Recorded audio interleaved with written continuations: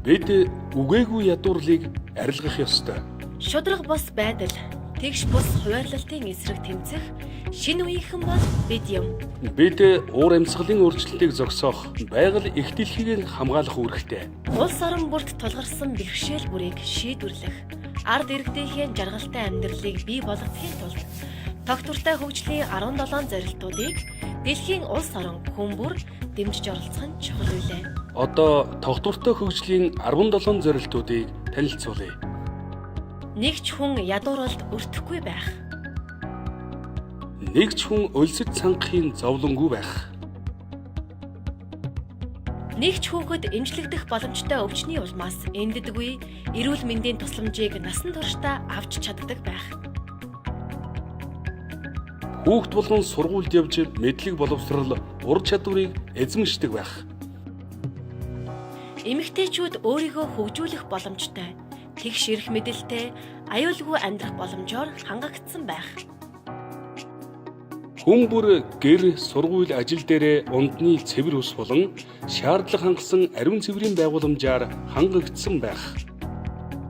Хүн бүр эрчим хүчний тогтвортой их үүсвэрээр хангагдсан.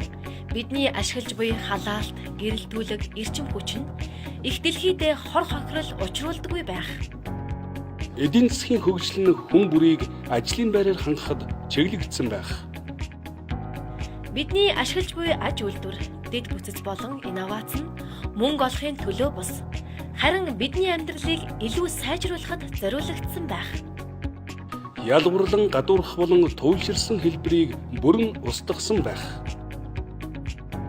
Нутаг орон хот суурин нь аюулгүй, дэвшингүй бөгөөд иргэн бүрээ дэмждэг байх.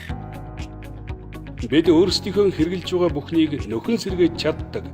Их дэлхийгээс авсан бүхнээ эргүүлэн өгдөг байх.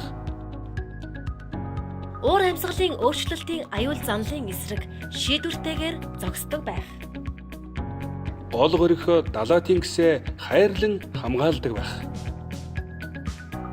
Ой мод ан амтан газар дэлхийгээ хайрлан хамгаалдаг байх.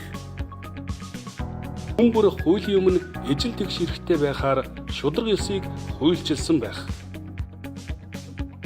Тогтвортой хөгжлийн зорилтуудыг хүн бүрийн амьдралд бодит байдал болгохын төлөө бүх төрлийн түншлэлийн хүрээнд хамтран ажилладаг байх ёстой. Дэлхийн тогтвортой хөгжлийн төлөвлөгөөг улс орон хүн бүр хэрэгжүүлж аз жаргалтай, эв нэгдэлтэй амьдрий.